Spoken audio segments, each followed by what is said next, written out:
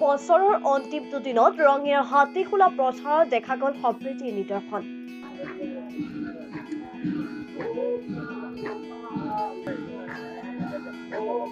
আগন্তুক শ্ৰীমন্ত শংকৰদেৱ সংঘৰ অধিৱেশনক লৈ ব্যাপক প্ৰস্তুতি চলিছে হাতীখোলা পথাৰত।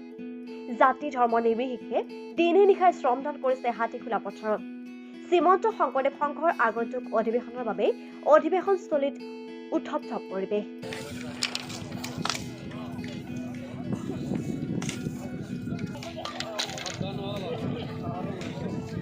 অসমৰ বিভিন্ন প্ৰান্তৰ পৰা ভকত বৈষ্ণৱ আহি সমূহীয়াভাৱে কাম কৰাৰ নান্দনিক পৰিৱেশ দেখা গ'ল শ্ৰীমন্ত শংকৰদেৱ সমন্বয় ক্ষেত্ৰত। অসমৰ প্ৰায় সংখ্যক জিলাৰ পৰাই পুৱাই আহি উপস্থিত হয় ভকতসকল। পুৱা পতাকা উত্তোলন, শিবিৰ নিৰ্মাণ, মূল মঞ্চৰ কাম আনুষ্ঠানিকভাৱে শুভাৰম্ভ কৰা হয়। অধিৱেশনস্থলীৰ ওচৰতে থকা ইছলামধৰ্মী লোকসকলেও পূৰ্ণ সহযোগিতা আগবঢ়ায়। হাতীখোলা পথাৰৰ প্ৰায় সংখ্যক ইছলাম ধৰ্মাৱলম্বী লোকসকলৰ জনবসতি অঞ্চল।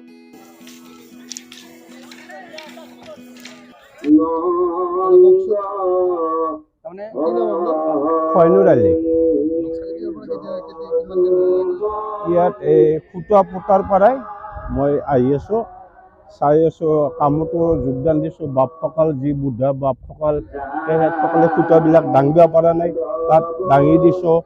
তাৰপৰা এখেতে কৈছে কি বাঁহৰ আমাৰ অলপ প্ৰয়োজন হৈছে, হ'ব মই কালি আনি দিম। এনেকৈ বাঁহো আনি দিলোঁ। এদিন সুধিলোঁ বা আপোনালোকে কি খাইছে, দিনটো যিয়াত কাম কৰি আছে, কৈছে কি আজি আমি একো খোৱা নাই। মই বোলো মই চাহ লৈ আহোঁ, কৈছে আজি নালাগে, কালিৰ পৰা আনবি। এনেকৈ চাহ পানীও দিলোঁ। এখেতসকলত মিলি সদায় আহি আছোঁ, কামত অলপ যোগাযোগ কৰি দি আছোঁ। দূৰ দূৰণিৰ পৰা অহা ভকত বৈষ্ণৱসকলক শুশ্ৰূষা কৰিবলৈ ইছলাম ধৰ্মৰ লোকসকলে ওলাই আহিছে শ্ৰমদান কৰিবলৈ। মুঠৰ ওপৰত আগন্তুক এটা মাহ দেখা যাব সম্পূৰ্ণ ব্যস্ত পৰিৱেশ। আমাৰ শ্ৰীমন্ত শংকৰদেৱ সংঘৰ 93 সংখ্যক অধিৱেশন ভাগ এইবিলাক আমাৰ ৰঙিয়াত ফেব্ৰুৱাৰী মাহৰ 9, 10, 11 তাৰিখে অনুষ্ঠিত হ'ব।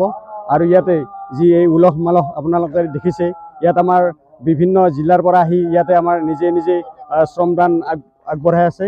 আৰু লগতে এই যিভাগ আমাৰ এই অধিৱেশন অনুষ্ঠিত হৈছে, এয়া কেৱল আমাৰ ৰঙিয়া জিলা আতিথ্যতে নহয়, এয়া শ্ৰীমন্ত শংকৰদেৱ সংঘৰ বাপ বান্ধৱ আই মাতৃ সকলোৰে আতিথ্যত অনুষ্ঠিত হ'ব। এই অনুষ্ঠান আমাৰ শ্ৰীমন্ত শংকৰদেৱ সংঘৰ প্ৰতিগৰাকী বাপ বান্ধৱ আই মাতৃ সমস্তৰ। গতিকে আপোনালোকে এয়া যিটো আপোনাৰ এই ঝলক দেখিছে, এয়া ঝলক হ'ল আপোনাৰ এইটো ভকতিৰ ঝলক। চাৰিওপিনে আপোনাৰ কৃষ্ণ ভক্তিৰে আমাৰ গুৰুজনাৰ যিটো ভক্তি, সেই ভক্তিৰ বৰ্ণনাৰে আমাৰ চৌদিশে মুখৰিত হৈ আছে। আৰু আপোনাৰ আগন্তুক দিনত আপোনালোকে দেখা হ'ব, ইয়াতে আপোনাৰ যিটো এই ভক্তিৰ যিটো আপোনাৰ ইয়াৰ ৰোল উঠিব, আপোনাৰ সেইটো আচৰিত ধৰণে আপোনালোকে দেখা হ'ব। আকাশ বতাহ চৌদিশে আমাৰ ভক্তিৰ ৰোলেৰে আমাৰ একদম মুখৰিত হ'ব। আপোনালোক জ্ঞাত আমাৰ 93 সংখ্যক অধিৱেশন শ্ৰীমন্ত শংকৰদেৱ সংঘৰ এই ৰঙিয়াত অনুষ্ঠিত হ'বলৈ গৈ আছে। ৰঙিয়াৰ শ্ৰীমন্ত শংকৰদেৱ কলাক্ষেত্ৰ সমন্বয় ক্ষেত্ৰ ভৈৰাত অনুষ্ঠিত হোৱাৰ কাৰণে প্ৰস্তুতি চলাই আছোঁ।